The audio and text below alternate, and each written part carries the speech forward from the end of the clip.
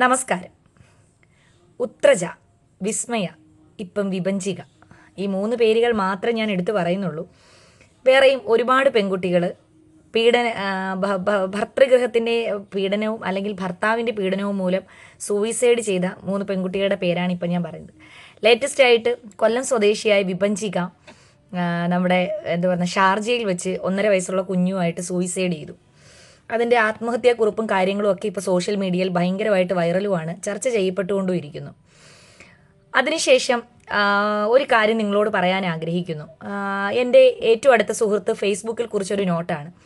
അതായത് കഴിഞ്ഞ ദിവസം വൈകുന്നേരം ഒരു സ്ത്രീ അവരുടെ വീട്ടിലേക്ക് വന്നപ്പോഴത്തേനും പറഞ്ഞു, ഇതുപോലെ എനിക്ക് 3 പെൺകുട്ടികളാണ്, അവളുടെ മൂത്തയാളുടെ കല്യാണം കഴിപ്പിച്ച് അയക്കാൻ വേണ്ടിയിട്ടാണ് ഈ പാത്രങ്ങൾ വിൽക്കാൻ വരുന്നത്. അപ്പം വളരെ കഷ്ടപ്പെട്ട് അവരെ എങ്ങനെയെങ്കിലും കല്യാണം കഴിപ്പിച്ച് അയക്കണം എന്നൊക്കെയുള്ളൊരു ഇത് പറഞ്ഞു. അപ്പോൾ എൻ്റെ സുഹൃത്ത് ചോദിച്ചു, എന്തിനാണ് ഇത്ര കഷ്ടപ്പെട്ടവരെ കല്യാണം കഴിപ്പിച്ച് അയക്കുന്നത്, അവർക്ക് നല്ല വിദ്യാഭ്യാസം കൊടുത്താൽ പോരെ എന്ന് ചോദിച്ചു. അപ്പോൾ പറഞ്ഞു, അയ്യോ അത് എൻ്റെ ഉത്തരവാദിത്തമാണല്ലോ, അവരെ കഷ്ടപ്പെട്ട് കല്യാണം കഴിപ്പിച്ച് അയക്കണം, അത് അയച്ചേ പറ്റുള്ളൂ എന്നുള്ള രീതിയിൽ പറഞ്ഞു. വീണ്ടും എൻ്റെ സുഹൃത്ത് തർക്കിച്ചു, കല്യാണം കഴിപ്പിക്കാൻ ഇത്ര കഷ്ടപ്പെടേണ്ട കാര്യമുണ്ടോ, അവർ തനിയെ കഷ്ടപ്പെട്ട് അവർക്ക് നല്ല വിദ്യാഭ്യാസം കൊടുത്ത് അവരുടെ സ്വന്തം കാലിൽ നിൽക്കാൻ അവർക്കൊരു വരുമാന മാർഗം ഉണ്ടാക്കി കൊടുക്കൂ, അങ്ങനെയാണെങ്കിൽ ഞാനൊരു പാത്രം വാങ്ങാമെന്ന് പറഞ്ഞു. അപ്പോൾ ഉടനെ ആ പാത്രം വിൽക്കാൻ വന്ന സ്ത്രീ, അയ്യോ എൻ്റെ പൊന്നോ, പാത്രമൊന്നും വാങ്ങിച്ചില്ലെങ്കിലും വേണ്ടിയില്ല, ഒടുക്കത്തെ ഒരു ഉപദേശം കൂടി കേൾക്കണമെന്നും പറഞ്ഞുകൊണ്ട് ആ സ്ത്രീ ആ പാത്രം എടുത്തുകൊണ്ട് പോയപ്പോൾ അടുത്ത് നിന്ന് 4 വയസ്സുള്ള കുഞ്ഞ് ചോദിച്ചു, ഇതെന്താ അമ്മയ്ക്ക് ഭ്രാന്തായോ? അപ്പം ആ പോക്ക് കണ്ട് നോക്കി നിന്ന ആള് പ്ലിങ്ങായി. അപ്പോൾ അതിന് അതായത് അതിൻ്റെ അടിയിൽ വന്നൊരു കമൻറ്റ്, അതും എൻ്റെ ഒരു സുഹൃത്തിൻ്റെ രഹസ്യകരമായ കമൻറ്റാണ്. അതായത് വർഷങ്ങളായിട്ട് ഇവരുടെ മനസ്സിലിരിക്കുന്ന അല്ലെങ്കിൽ ഒരു സാമൂഹ്യ വ്യവസ്ഥിതിയെ ഒരു നിമിഷം കൊണ്ടോ അല്ലെങ്കിൽ ഒരു 2 മിനിറ്റ് 3 മിനിറ്റ് സംസാരം കൊണ്ടോ മാറ്റി ചിന്തിക്കാമെന്ന് വിചാരിച്ച നമ്മളാണ് വീണ്ടും വീണ്ടും പ്ലിങ് ആയിക്കൊണ്ടിരിക്കുന്നത്. അപ്പോൾ എനിക്ക് ദയവായിട്ട് എൻ്റെ പെൺകുട്ടികളോടും ആൺകുട്ടികളോടും പറയാനുള്ളത്, കഴിഞ്ഞ ദിവസം ഞാൻ പുരുഷ കമ്മീഷൻ വേണമെന്ന് പറഞ്ഞിട്ട് ഒരു വീഡിയോ ചെയ്തിരുന്നു. അപ്പോൾ ഏറ്റവും കൂടുതൽ ഈ ദുരനുഭവങ്ങൾ ഭർതൃഗൃഹത്തിൽ ഉണ്ടാകുന്നത് സ്ത്രീകൾക്കാണ് എന്ന് കരുതി പുരുഷന്മാർക്ക് ഉണ്ടാകുന്നില്ല എന്നല്ല ഞാൻ പറഞ്ഞതിനർത്ഥം. പുരുഷന്മാരും മാനസിക ബുദ്ധിമുട്ടുകൾ അനുഭവിക്കുന്നുണ്ട്, നേരിടുന്നുമുണ്ട്. അത് നമ്മളോട് വ്യക്തമായി പറഞ്ഞിട്ടുള്ള കാര്യമാണ്, എനിക്ക് അറിവുള്ള കാര്യവുമാണ്. പക്ഷേ ഈ പെൺകുട്ടികളോടാണെങ്കിലും ആൺകുട്ടികളോടാണെങ്കിലും എനിക്ക് പറയാനുള്ളത് കാര്യം, നമ്മൾ ഒരുപാട് തവണ ഇതിനെപ്പറ്റി വീഡിയോയും കാര്യങ്ങളും ഒക്കെ ചെയ്തിട്ടുണ്ട്, ഒരുപാട് പേര് ഇതിനെപ്പറ്റി സംസാരിക്കുന്നുമുണ്ട്. എനിക്ക് പറയാനുള്ളൊരു ഒറ്റ കാര്യമേ ഉള്ളൂ, എന്തിനാണ് ഇത്രയും അമ്മായിയപ്പൻ്റെയും നാത്തൂൻ്റെയും അല്ലെങ്കിൽ ഈ ഭർത്താവിൻ്റെയും ഒക്കെ പീഡനവും സഹിച്ച് അവർക്ക് ഇനിയും സ്വർണം കൊടുത്തത് കുറഞ്ഞു പോയി, വണ്ടി കൊടുത്തത് കൊള്ളാത്തതായിപ്പോയി എന്നൊക്കെയുള്ള കുറ്റങ്ങളും കേട്ട് എന്തിനവിടെ തന്നെ നിങ്ങൾ വീണ്ടും വീണ്ടും അത് കേൾക്കാൻ വേണ്ടി, പീഡനം അനുഭവിക്കാൻ വേണ്ടി നിന്നു എന്നതാണ് എൻ്റെ ഒരു ചോദ്യം. നിങ്ങൾക്ക് എന്തുകൊണ്ട് അവിടെ നിന്ന് ലീവ് ആയിക്കൂടാ? അങ്ങനെ ലീവാവാൻ പറ്റാത്ത രീതിയിൽ നിങ്ങൾ പെട്ടുപോയി, ഫാമിലി സപ്പോർട്ട് ചെയ്യുന്നില്ല എന്നൊക്കെ പറഞ്ഞു. ഇവിടെ നിയമവശം ഉണ്ടല്ലോ, അടുത്തുള്ള പോലീസ് സ്റ്റേഷനിൽ ചെന്ന് പറഞ്ഞാൽ മതി, സാർ എനിക്ക് ഇങ്ങനെയുള്ള ബുദ്ധിമുട്ടുണ്ട് അവിടെ, ഇനി അവിടെ നിന്നാൽ ആത്മഹത്യ അല്ലാതെ എനിക്ക് വേറെ വഴിയില്ല എന്നൊരു പോലീസ് സ്റ്റേഷനിൽ ചെന്ന് പറഞ്ഞു നോക്കൂ, താങ്കൾക്ക് പരിഹാരം അവിടെ നിന്ന് കിട്ടും. വനിതാ കമ്മീഷനിൽ ചെന്ന് പറഞ്ഞു നോക്കൂ, വനിതാ സെല്ലിൽ ചെന്ന് പറഞ്ഞു നോക്കൂ, എവിടെ ചെന്ന് പറഞ്ഞാലും നിങ്ങൾക്ക് ഏതെങ്കിലും ഒരു സാമൂഹ്യ പ്രവർത്തകനോട് പറഞ്ഞു നോക്കൂ, നിങ്ങൾക്ക് അതിനുള്ള വീട്ടിൽ ചെന്നാൽ അച്ഛനില്ല, അമ്മയില്ല, സ്വീകരിക്കാൻ ആളില്ല എന്ന് കരുതി അങ്ങനെ കടിച്ചു നോക്കി കിടക്കേണ്ട കാര്യമേ ഇല്ല. ഇപ്പോൾ വനിതകൾക്കൊക്കെ ഒരുപാട് കെയർ ഹോമുകളൊക്കെ ഉണ്ട്, നിങ്ങൾക്ക് അവിടെ നിൽക്കാം. ഒരു തുണിക്കടയിൽ പോയി നിന്നാൽ നിങ്ങൾക്ക് 10,000-15,000 രൂപ ശമ്പളം കിട്ടുമല്ലോ. എന്തിനാണ് നിങ്ങൾ ജീവിതം അവസാനിപ്പിക്കാൻ തീരുമാനിക്കുന്നത് എന്നാണ് എൻ്റെ ചോദ്യം. അത് നിങ്ങൾ ആണായിക്കോട്ടെ, ഭാര്യ ആയിക്കൊള്ളട്ടെ, ഭർത്താവ് ആയിക്കൊള്ളട്ടെ, നിങ്ങൾക്ക് ഒരു തരത്തിൽ മുൻപോട്ട് പോകാൻ പറ്റുന്നില്ല എന്നുണ്ടെങ്കിൽ നിങ്ങൾ സെപ്പറേറ്റഡ് ആവുക എന്നുള്ളതാണ്. അതിന് വഴികൾ ഇഷ്ടംപോലെ ഉണ്ടല്ലോ, നിങ്ങൾ അവിടെ നിന്ന് ഒഴിവായി കൊടുക്കുക. നിങ്ങൾ അവരുടെ ജീവിതത്തിൽ ഒരു ഭാരമാണോ, ബുദ്ധിമുട്ടാണോ, ഇനി ഈ സ്ത്രീധനം ഒന്നും കൊടുക്കാൻ നിങ്ങളെ കൊണ്ടാകില്ല, നിങ്ങൾക്ക് പറ്റില്ല, ഇത്രയും സ്ത്രീധനം തന്നെ പറ്റുള്ളൂ, നിങ്ങൾ അവിടെ നിന്ന് ഒഴിഞ്ഞു പോവുക. നിങ്ങൾ കൊടുത്ത സ്ത്രീധനം അല്ലെങ്കിൽ ആ സ്ത്രീധനം കുറഞ്ഞു പോയി എന്ന് തോന്നി, നിങ്ങളെക്കാളും വലുത് പണമാണ്, നിങ്ങളെക്കാളും മൂല്യം പണത്തിനാണ് ആ വ്യക്തി കൊടുക്കുന്നതെങ്കിൽ പിന്നെ എന്തിനാണ് നിങ്ങൾ അവിടെ നിൽക്കുന്നത്? ഒരിക്കലും നിങ്ങൾ ജീവിതം അവസാനിപ്പിക്കാൻ തീരുമാനിക്കരുത്. വളരെ വേദനയോടെയാണ് പറയുന്നത്.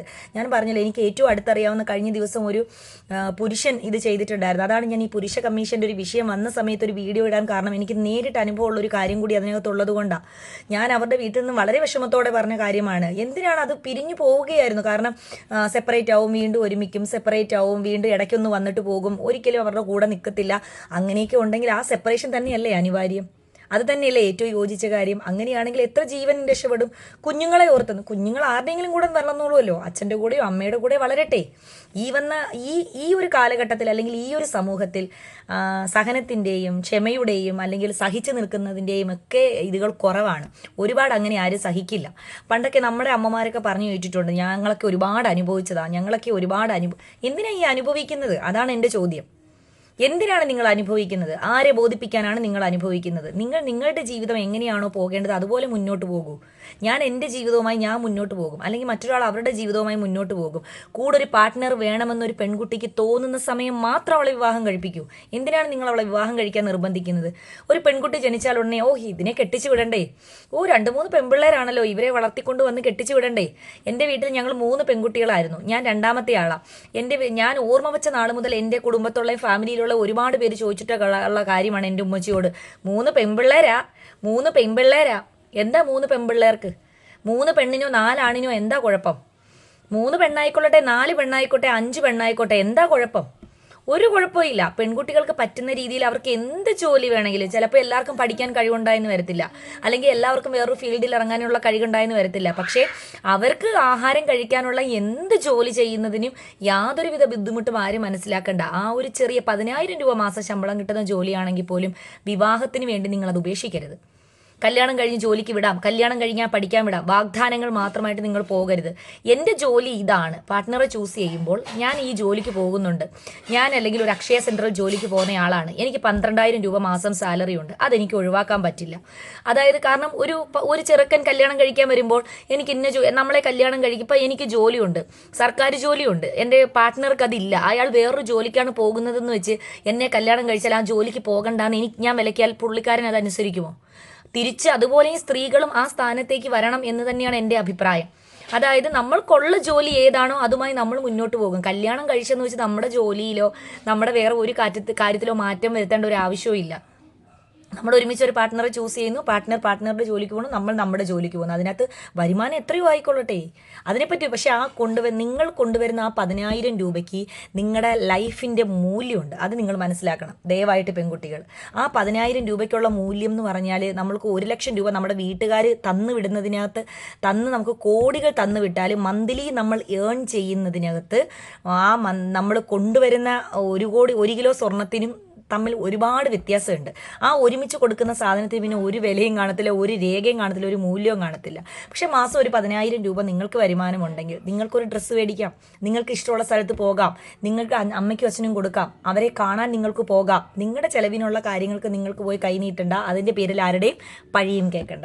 അപ്പം ദയവായിട്ട് എൻ്റെ പെൺകുട്ടികളോട് എനിക്ക് പറയാനുള്ളത്, നിങ്ങൾ സ്വന്തം കാലിൽ നിന്ന് നിങ്ങൾക്ക് വിവാഹം ആവശ്യമാണെന്ന് തോന്നുമ്പോൾ നിങ്ങളുടേതായ രീതിയിൽ നിങ്ങൾ വിവാഹം കഴിക്കുക. അത് നിങ്ങളുടെ ഇഷ്ടമാണ്. വളരെ ആർഭാടമായി വേണോ അല്ലെങ്കിൽ വളരെ ഒതുക്കത്തിൽ, അതൊക്കെ നിങ്ങളുടെ ഇഷ്ടമാണ്. നിങ്ങളുടെ ഇഷ്ടത്തിന് നിങ്ങൾ കല്യാണം കഴിക്കുക. പുരുഷന്മാരോടും അത് തന്നെയാണ് പറയാനുള്ളത്. പിന്നെ രണ്ടുപേരും ഒരുമിച്ചൊരു വിധത്തിൽ പോകാൻ പറ്റുന്നില്ല എന്നുണ്ടെങ്കിൽ ഒരു ആത്മഹത്യയിലേക്കൊന്നും പോകുന്നതിന് മുമ്പ് നിങ്ങൾ അവിടുന്ന് സെപ്പറേറ്റ് ആയി പോകൂ. നിങ്ങളെ ആരും തടയില്ല, നിങ്ങൾ അവിടുന്ന് സെപ്പറേറ്റ് ആയി പോകൂ. അത് മാത്രമാണ് എനിക്ക് പറയാനുള്ളത്.